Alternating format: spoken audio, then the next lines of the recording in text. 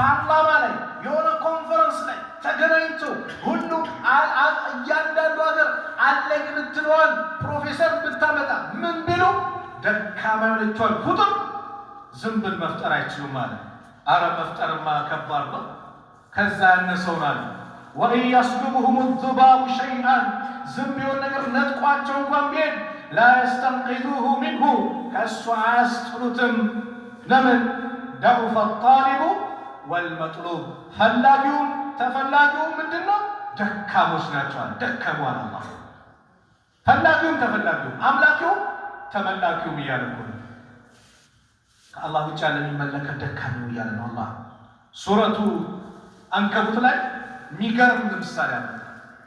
مثل الذين اتخذوا من دون الله እነዛ ከአላህ ውጭ ረዳት አድርገው ያዙ አውሊያ ረዳት አድርገው ያዙ ምሳሌያቸው ከመثل العنكبوت اتخذت بيتا ልክ ቤቷን እንደሰራች ሸረሪት ነው ምሳሌያቸው አለ አላህ።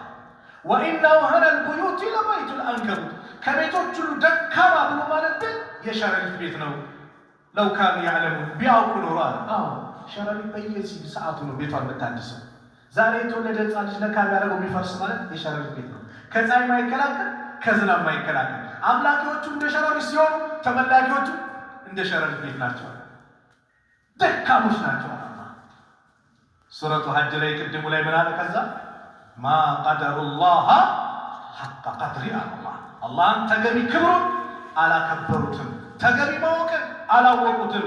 ኢነላህ ለቀዊዩን ዐዚዝ አላህ ቀዊይ ነው፣ ኃያል ነው፣ ብርቱ ነው፣ ዐዚዝ አሸናፊ ነው። ስለዚህ ነፍሳችሁን አድኑ። ኃያሉ ጌታ ነገ መልካም ነገር እንዲወፍቃችሁ ነፍሳችሁን አድኑ።